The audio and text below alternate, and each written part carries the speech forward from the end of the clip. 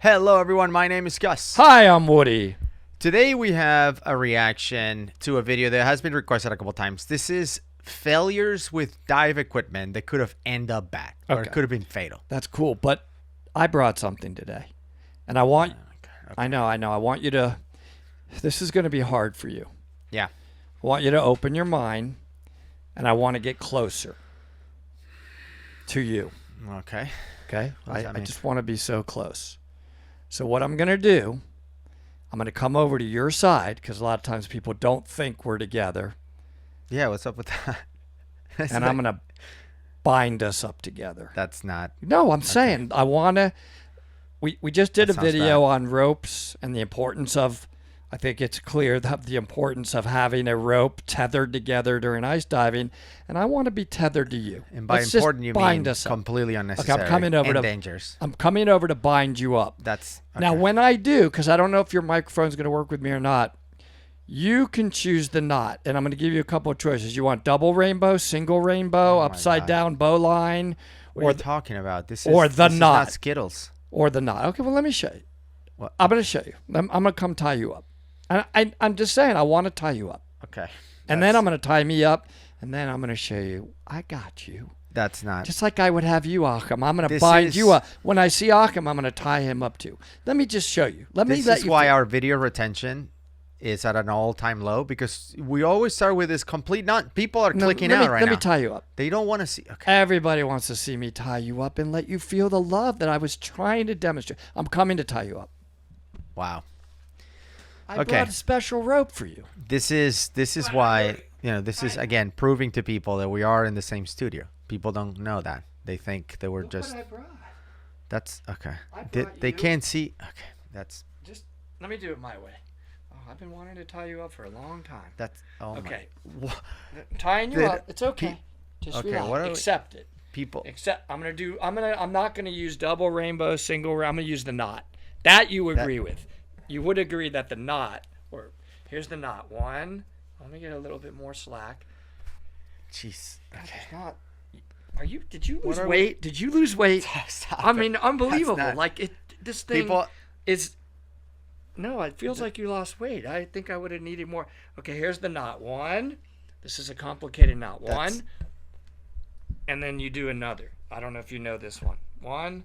It's the one you learned. It's the one you learned like a long time ago. Do you think that knot would hold? And I'm not, I'm not tightening it too much right now, but okay. Somebody already commented below when the video starts.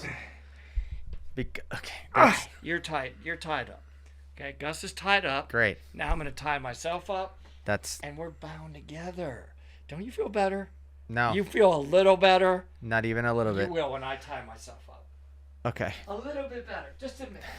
Okay? Same knot for you. Same knot for me. Bind myself up. I love that. Yeah. Right? Knotted myself like this. They can't hear you because you're not on the microphone. But anyway, they can kind of see. Saying I haven't bound myself up like this in like 2 weeks. That's okay. Oh, I did the knot, by the way. Now, do you think the knot, not the bow line, rainbow, single rainbow, double? We're not coming off. You're tethered to me now. The whole video.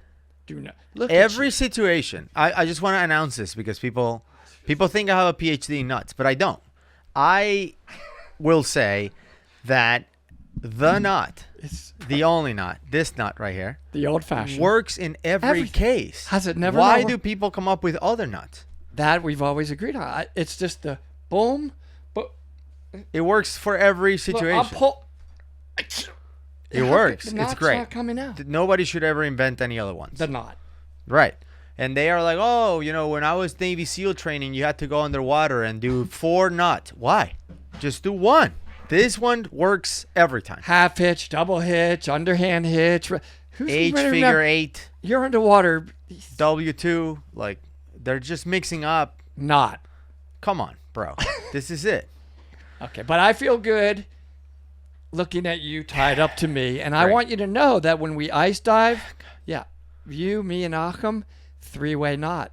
Three-way tethered. Achim, I'm in for a 3-way. And I'm saying when we ice dive. God, why? Because when we ice dive, the 3 of us I will say. Okay, we should start. I will say that if you don't get the reference to the rope and all this other nonsense, it's because of last week we did a video about diving under ice. Will Smith went diving under ice and had a near-death experience. And we talked about the standards of ice diving, and everybody jumped on that. Do you know that they accuse me that I'm not an ice diving expert, giving expertise, but then everyone is a doctor? But you've done one. I mean, how could you not be an expertise with the one ice dive you did? Well, I didn't do an ice. I watched, though, which makes me experienced. Almost. But and by the way, I've also done one ice dive, and it was during my class. We're working. That makes you an expert in this room. But we're working on a debrief. We're gonna bring in your ice diving instructors or one ice diving instructor. Randy and Josh Thornton, please, I need you, and of course Achim. We will talk about. By the way, people ask, what is this Achim guy? The Inner Space Explorers. Go check it out. It's another YouTube channel. Achim is a very experienced diver. And if you're a diver, I would say using the word "very experienced" with Achim is an understatement. Is a big understatement.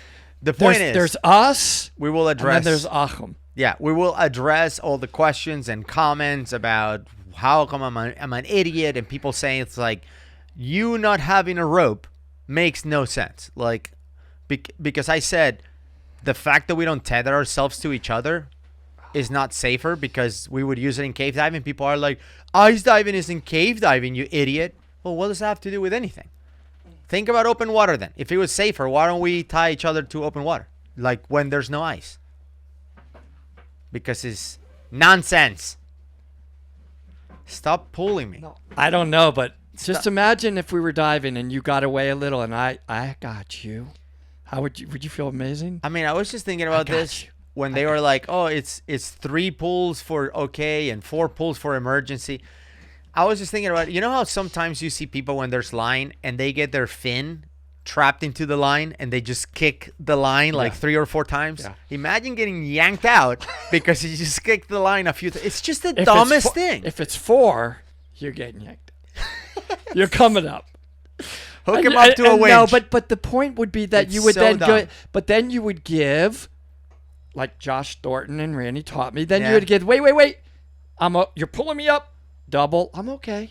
Hopefully the tether guy doesn't have too much adrenaline going and would have felt the double. Well, and that's another if he's thing. Not in the water because of the fact that he has no traction. Out of the thousands and thousands of comments of armchair quarterbacks saying that they are experts in ice diving and they've never even seen snow. And I want to admit I'm not an expert. I know it's in this case it's a shock that I'm not an expert. Out of the thousands of comments, there were a couple of really good comments from actual ice divers who were saying things like, if you think that you can be standing on a frozen lake and pull 2 divers like that are a few hundred feet away from the hole without crampons, you're a complete idiot. Like, you don't know what you're talking about. The point, I don't think... He was slipping all over. But I don't think the point of tethering and being bound up together like we are, and I know that feels good for you because you have goosebumps, is not just so they can pull you out.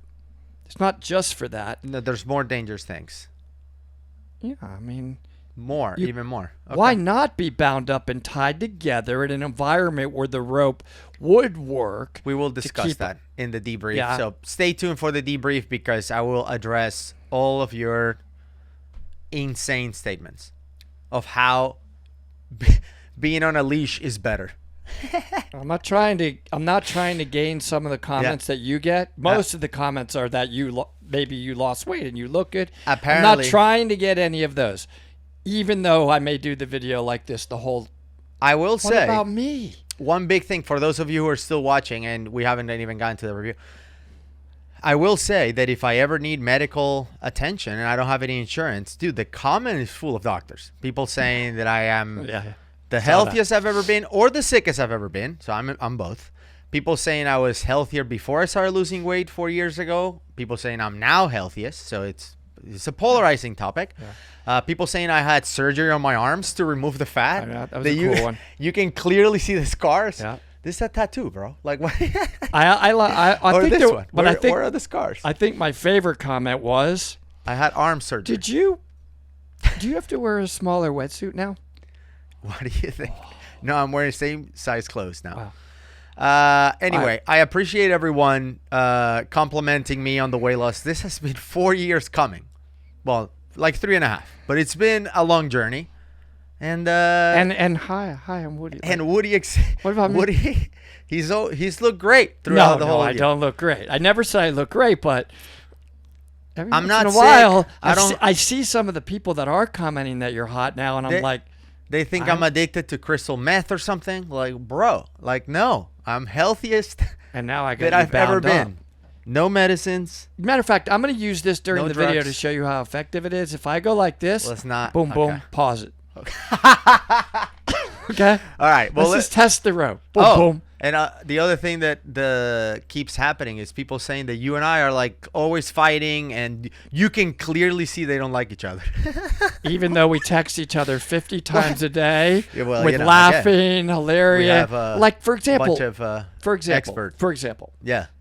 who sent you the picture of the perfect chicken sandwich the other day? Oh, dude, that Come made on. me jealous. That Burger King Yeah.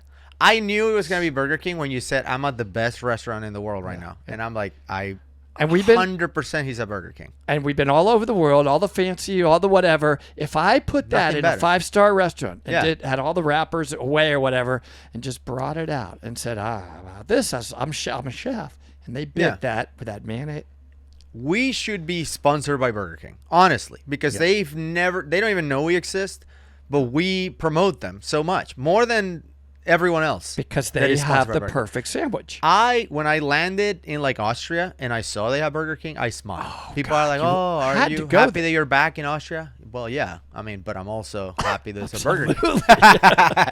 Anyway, so thank you everyone for your concerns and comments and questions. And again, we will hit those on the Ice Ivan debrief. One means Stop start. pulling me. One means start. Okay. One means Well, stop. Let's start the video. Just We're like only Ice Time. 13 minutes in. All That's right, it. here we go. Scuba diving is an incredible experience, but when something goes wrong underwater, it can go wrong fast. In today's video, we're breaking It down already 3 real diving incidents caught on camera. Ooh. These aren't shown to scare you, but to help you understand what can go wrong, how divers reacted, and what you can learn to stay safe. Good. Today's first clip seems like a cute vacation video of a female diver We've seen performing this a one loop before. at depth. But what wait, happens double next pause. is one of the Let me tell you why I want to double pause here, and I'm going to use the rope because I think it feels good for you. That's I actually think that if you want to have fun like this, great. Like Have people at are it. like, oh my God, look at her doing a flip underwater, not touching anything, not hurting anybody. You're in a weightless environment. it's like It's awesome. Do a flip if you want to do a flip. you know what this reminded Relax. me of? You remember when we did the jousting video Oh, underwater? by the and way, people I'm craving. people complained because we disrespected the cave. I can't wait to do it again. That's all I think about. That was the dumbest thing I've ever heard. Yes. Oh, you guys disrespected We touch nothing. the sanity of the cave. Like the cave couldn't care that we're in there. And we didn't even cross. And it was a high flowing cave, Yeah, remember? it's So there so was no dumb. silt, Yeah. no rocks were touched. Well, the scuba police gets really offended when you're having fun diving for some reason. I don't get it. That's why they don't like dive talk, because we have fun.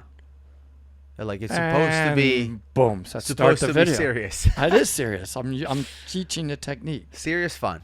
most panic-inducing situations you can experience underwater. Yeah. There Oop, goes the wait regulator. a second. Her primary Octo. regulator suddenly separates from the connected mouthpiece. Bye-bye. And she's left sucking in not air, but seawater. Whether Yeah. caused by poor maintenance or improper Dude, get I the- have no. I'm gonna. Okay. Today, I This is want you dumb. to. Oh, I get- feel so alone. You're Get your, you're not keyboard. safe anymore. All right, listen. One thing I do want to comment on here.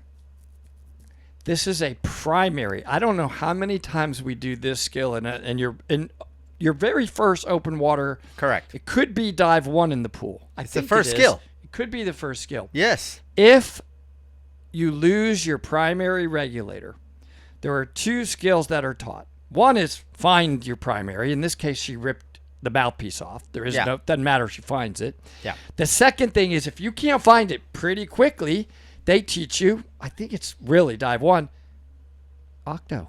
It's right there. Just Yeah. Boom. But again, before you get too far, explain what an octo is. Yeah, People sure. people watch Dive Talk and they're not divers. We're always diving with two regulators. Correct. A primary one that you start with in your mouth, for lack of a better word, I'm really simplifying, versus another one, an alternative and regulator that you have in case anything happens to your primary regulator. Or if you donate your primary regulator, you got to have something for yourself to breathe on, right? Yeah. So there's a few purposes for it. We don't need to go into any more, but in this case, that's a purpose for it. Yeah. So the alternate regulator, again, every diver dives with at least two. It's affectionately known as the octopus. Yep. People call it the octopus. So if you hear that, it's not the animal. It's just the secondary alternate regulator. That reminds me. Yeah. Unlike you, I get gifts from our fans because some people like me. I have an octopus. Oh, yeah? What do you get? That's okay. That looks like a squid. That's not. Is that an octopus? It's a cephalopod. Okay. I mean, you said octopus, so. Oh, people left comments and said, until the hats are back, I'm not watching anymore. Okay. So I'm glad you brought them back. Whoever sent this, is there a note? Yeah, there's a note in there, I think. Who is it? Woody. I mean, it says your name too. You don't have to. You don't have to. Who sent the? Let's give him Les thanks. Sewell. Les Sewell. Thank I've you. been a long-time supporter of the Dive Talk channel and really appreciate the content you both put out. Thanks for all you do and keep it up. And basically, it says some more things that are great. It basically says in Gus, don't worry, I didn't forget about you. Yeah. I included some dark chocolate just for you. This right here. He did. He sent me some dark chocolate. I So thank you. love this hat. Thank you so much, Les. Is Is anybody watching? We have not barely gotten through the video. just, again, as a reminder, for those of you who are non-divers, the secondary or backup regulator is also known as the octopus. So whenever Woody says the octo or the octopus, that's what he's talking about. The backup regulator. I don't love that you're not Fit. tied up. Losing your mouthpiece and suddenly sucking water can cause an instant reflex and panic, especially because this is one of those instances which you wouldn't expect to happen to you. For those unfamiliar, See this? Let me rewind for a second. See this yellow thing right here? This yellow thing right here with another regulator? That is the octo. That is the backup regulator. Doesn't have to be yellow. It doesn't even have to be a different color. They both can be black, but you always have two because you can donate, as Woody said, or you can use it yourself if you lose your your primary regulator. So that's the octopus. you wouldn't expect to happen to you. For those unfamiliar with dive equipment, scuba regulator mouthpieces are interchangeable and usually connected to your regulator with a single, strong zip tie. Without it, it will easily pop off while breathing underwater, as indicated by this singular, terrifying incident caught on camera. Yeah. Let's see what happens next. She panics and she goes up. Give me yours. That is a good example of what really happens when people run out of air. They come and they yank the regulator out of your mouth. Yes, I was going to say that. Yeah. And, you know, it's easy. I also want to say this, Gus. It's very easy to be it's called an armchair quarterback. Yeah. Because it shows that you practice a skill, and if you haven't practiced that in a while, when you panic, your brain goes into flight mode. It's a known thing. Flight. It's all my brain now can concentrate on is not what I learned or maybe haven't practiced in a while. It's I am flighting to where my brain is like, there I can breathe, here I can't. Right. And it could be dangerous. That flight underwater could cause you problems. But that flight also means that guy, your buddy, can breathe.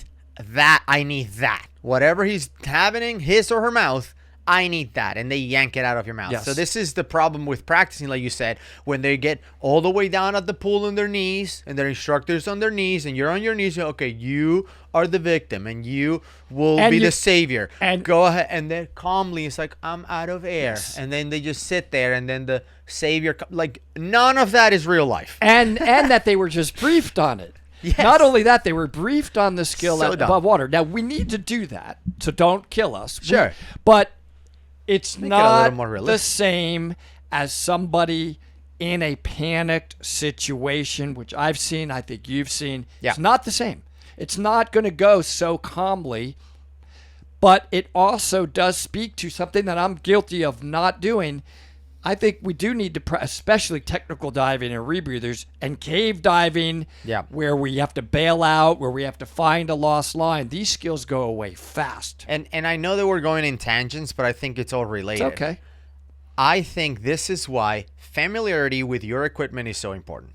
And this is why you and I, when we're diving, we like to touch where the octo is. Yes. We like to touch. For us, it's a necklace. So I feel it even with my chin. Once in a while, I'm just diving and I touch it with my chin that my regulator is there and he's ready to go.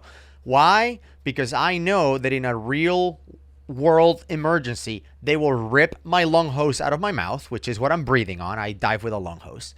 And I can take my regulator quickly and put it in my mouth. I don't even have to do it fast. It's just a matter of knowing where it is and what you do in that case that gives you the time to not panic and have that flight or fight mode, right? Do you think it goes as far because you're going down a path that actually GUE speaks about a lot? GUE takes it to a further level and says, not only do we have to have familiarity with each other's gear, it should be the same.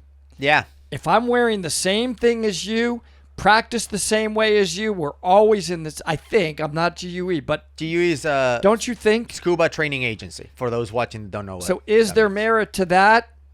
A whole nut. We can't open that can of worms. Yeah, I'm Yeah. asking, is there merit to that? Maybe. I think in some cases, maybe yeah. so. If right? you are so for what Woody's talking about is GUE divers. So this is a training agency. They have the same setup, same configuration, and in most cases even the same gear, same brand, same model, same everything, because they believe that if we all have the same equipment in the same place, I know where you have your wet notes, I know where you have your backup mask, I know where you have your backup light. Like I can always come to you and grab whatever I need because I know exactly where you have it, right? The challenge with that is, for the most part, not us. GUE divers tend to dive together, but we dive with anybody. Yes. So the last thing I need is we show up to dive, like we're at the meetup or something, and I'm like, well, do you have your backup mask in your left pocket? Do you have no, like we dive in mixed teams and you have to understand. Well, that. like let's say we jumped on a boat in Florida. Yeah, You think whatever. everybody on that boat, I would say if there's 30 divers, there could be 25 different setups. Exactly. Being prepared to dive with anybody. And again, we're not insulting GUE. Like they're if you amazing. dive within your team, that makes sense. We actually had a debate about this because I was talking to Akim about cave diving protocols within ISC, the agency, and how those protocols work well when you're diving with other divers that are familiar with the same protocols. But like we go to Mexico to dive with Mike or whatever with the expedition team.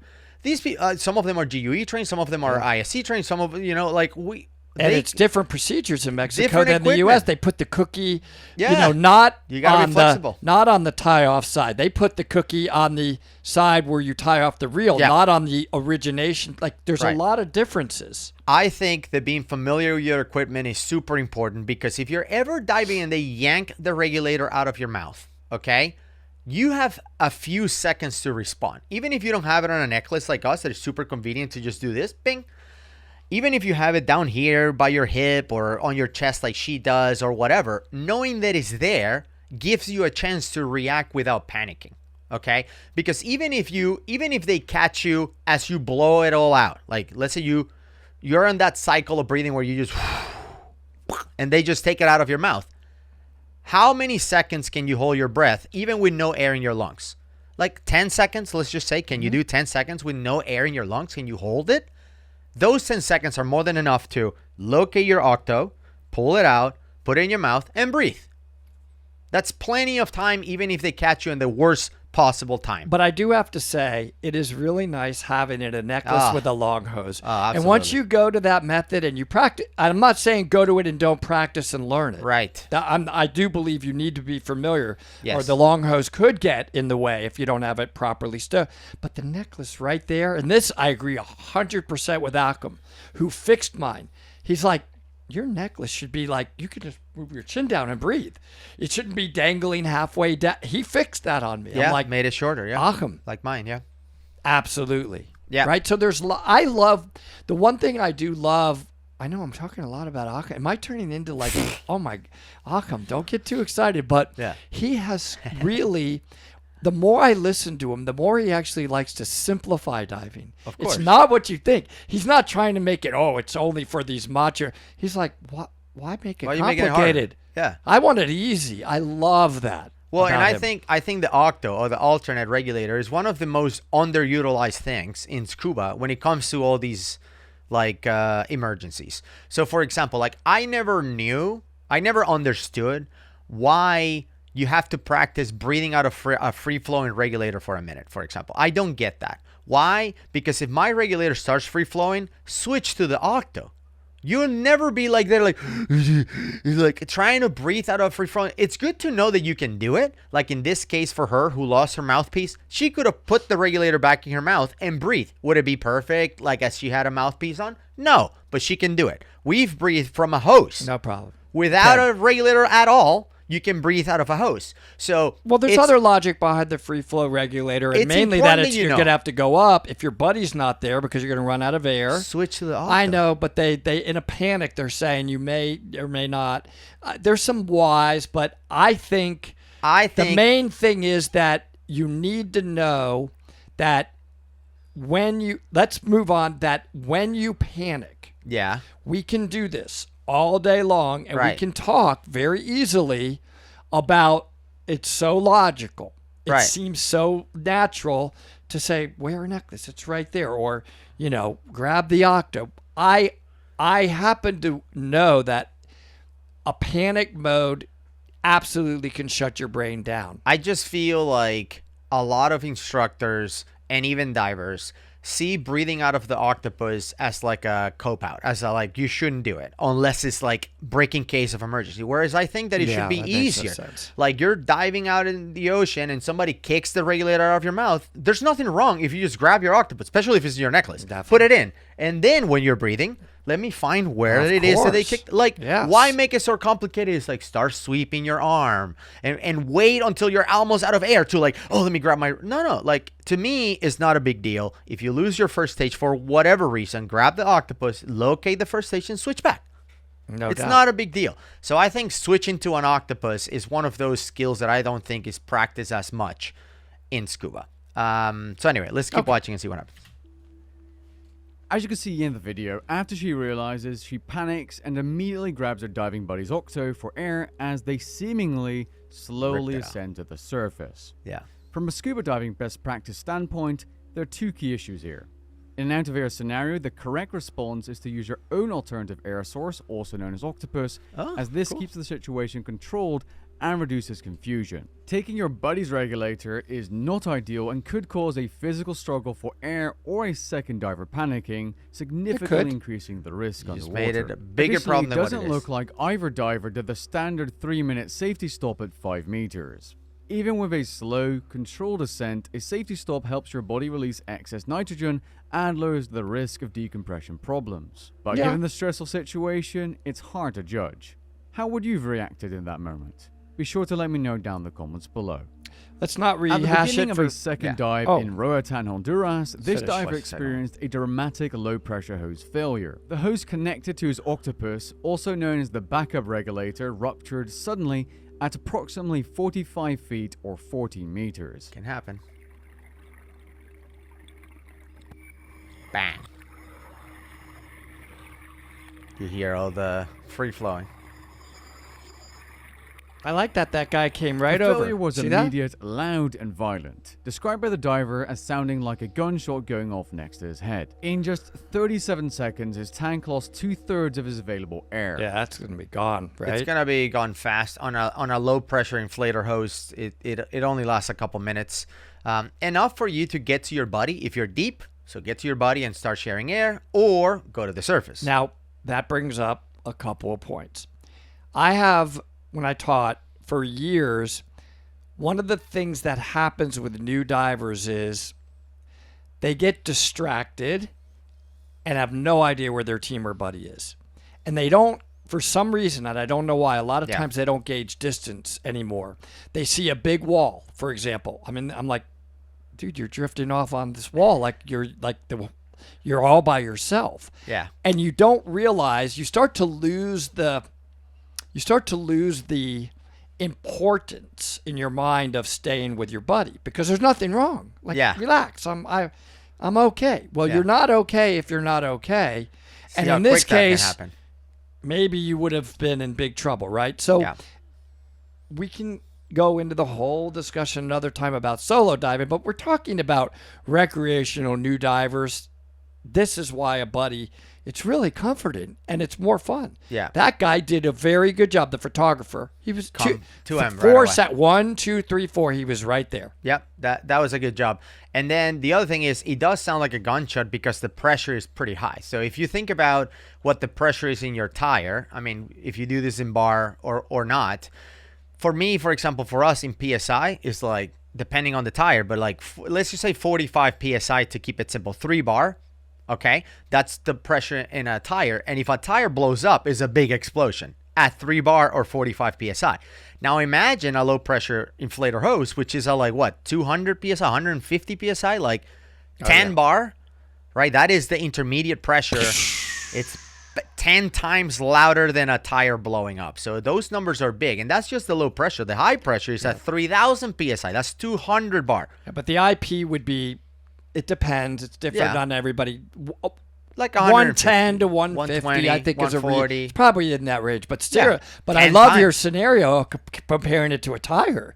It's Yeah. still about 3 times more than a tire. 10 times. Even it's not breathing pressure. It's the intermediate pressure. It's slowing down. Yeah, The 3 times. regulator makes That's it true. the breathing pressure. So that's 3 times. times more than a tire. That's Yep. gonna go. Yep. So it's there's a lot of pressure Yeah. even on the low pressure hose. So yeah, it will pop very loud. That's for sure.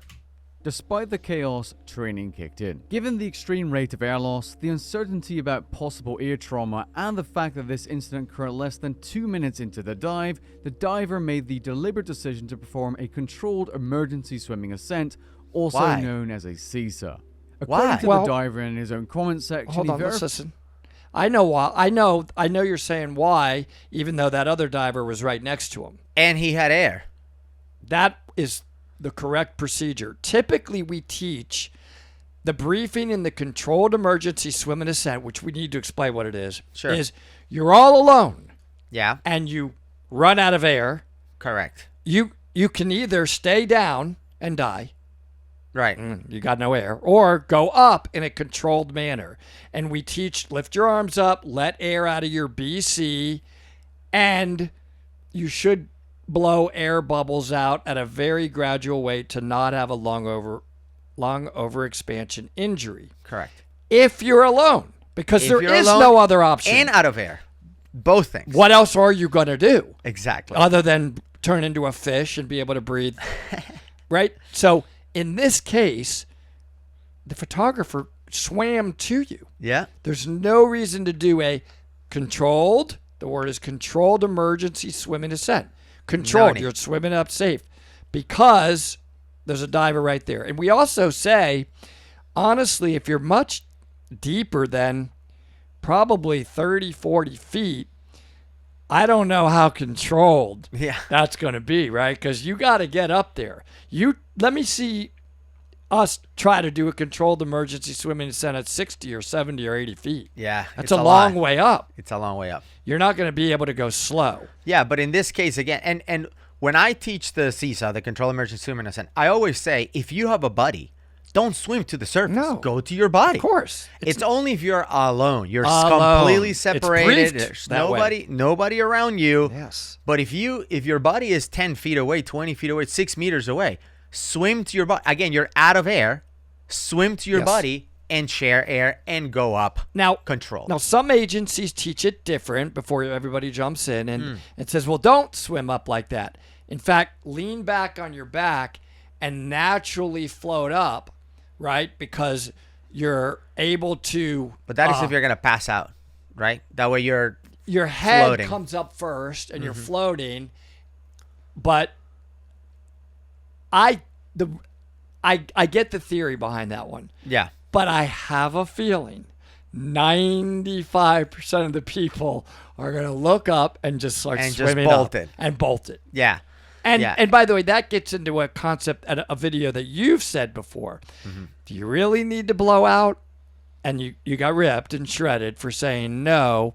Best practice would be, let's slowly let air out so you don't have a lung overexpansion injury. But if you want to hear Gus's argument to the contrary, I just don't think you can hold the air in. Yeah. I just don't think you have enough strength in your mouth to hold it. Both his primary and backup regulator. Oh, I'm sorry. But it is true that people just bolt it and they forget that they have a buddy and all of that. There was one video, I'll add the link up here, where Sam, diving in the Pacific Northwest, his full face mask, the same thing happened. The regulator part of the full face mask came out or something, and he literally just took his mask off and went to the surface, even though he was right next to somebody. The person that filmed the whole incident, he just bolted to the surface. He just forgot that you have a buddy. So I guess that happens. And by the way, when you do the controlled emergency swim and ascent, especially the one where you are floating back and floating up, you may say, well, how are you going to start floating up? You were neutral. Remember, you ditch your weights. You dump your weights, And then you are if you were neutral, if you were weighted properly, you will start naturally floating up because you just dumped your weights. Right. At a pretty good rate, safe rate. So it's sort of a natural dump your weights. That's a way of letting the air out and you go up. I wanted to add that before everybody jumps on me. Was still delivering air, which probably helped him in his decision to perform a seesaw. Because he was losing air so fast, he couldn't realistically support a 3-minute safety stop, so he surfaced sooner rather than later. But you have a buddy, From a diving dude. perspective, the ideal response to a low-pressure hose failure would be to share air with your buddy, shut down the tank valve, and make a slow, controlled ascent with that 5-meter safety stop. That is, of course, if your air supply in this situation allow you to do so. According to the diver who uploaded this video, his dive buddy couldn't see what was wrong due to the overwhelming amount of bubbles, making it difficult to clearly identify the source of the failure. So you're probably wondering, what's the outcome? Well, no injuries, no decompression illness, and a valuable lesson reinforced. The diver and uploader later summed it up calmly with his first words on the surface. By the way, amazing how the buddy just stuck with him all the way to the surface. Yeah. But I don't know why they didn't think about because share air. It's easy to do in this chair. I understand. I don't know how to do it either. There's no argument about should they have done the right thing. And I rescued somebody. I don't know if you remember at the meetup.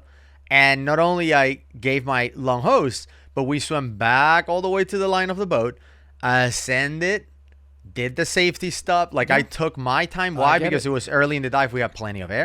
And that's when I mentioned that I show the SPG to the victim to show we have plenty of air. We have plenty of air. It's okay. We don't have to bolt it to the surface. A lot of people shredded me in the comments telling me that I was an idiot, that I should have gone to the surface no matter what. Yeah. I think that was a very experienced diver, number one, that you did that with. You're very experienced. And I think that a new diver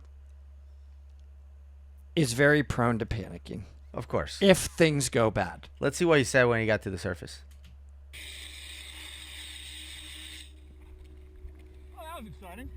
This incident highlights an important reality of scuba diving. What matters most is avoiding panic, relying on training, and making the best decision possible with the information and time available.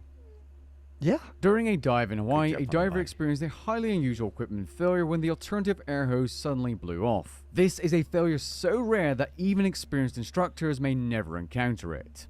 This time we can see what it looks like from the perspective of a bystanding diver. The event was instantaneous and loud, alerting everyone nearby. At the moment it occurred, the instructor was filming a shark and did not initially realize what happened. What's remarkable is that the diver who had just practiced... Pay attention to this hose right here. This is the octopus. The octopus connected to the first stage. So let's watch. Emergency procedures the day before. Bang! Hard. Together, they did an alternative air source ascent. I've never seen that happen. Executing the procedure smoothly and under control. After the dive-in incident, the instructor tested the regulator setup. Even with the hose blown off, the tank still contained approximately 1 minute of breathable air in continuous flow. Yeah, I think we measured it. We did this experiment where we cut it, where we cut a hose to see how long it lasted. And it was something like almost 3 minutes or something like that, 2 minutes and 48 seconds or whatever it is. So you have a few minutes to make it.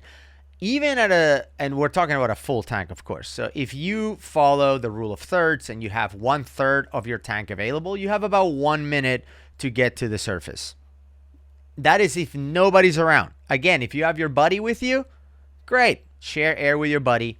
Take your time and go to the surface. Do your safety stop, all that good stuff. The other thing that was interesting about this one is that because the octopus is the one that blew up, the victim doesn't even have to switch regulators. She can just keep breathing from the primary. Yeah. It's just like, bang. Oh, what was that? I guess let's go up. But you don't even have to switch. Well, they may not even know if it's back there. Yeah, They may yeah. not know for a little bit. Yeah, you hear the But I think commotion, the but- buddies seemed to know and like, and came yeah. right towards the victim. He's supposed to be the instructor, so that's good.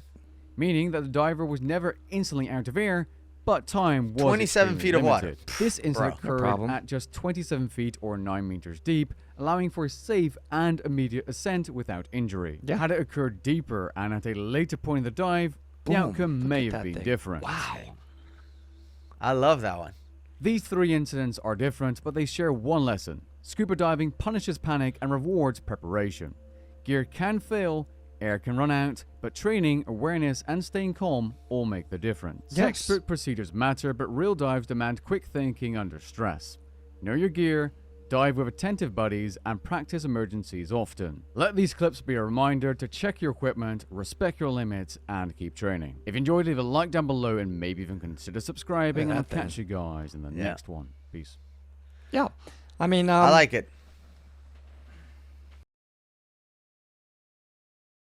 I like it also. So I thought it was a great video. I don't. And let's end by just let me tie you up a No. little more. No. Definitely not. One more bind. Again, we talked about a lot of things. I will say that gear, equipment, failures in diving are rare. This is not something that you could dive your whole life and never run into an equipment issue if your equipment is properly maintained and you use quality equipment. By the way, it's hard to find poor quality equipment nowadays. Like even the cheap just right. regulators are great type of thing. So diving has evolved a lot, and maybe because like almost every single regulator in the market is made in the same factory in Taiwan. Probably.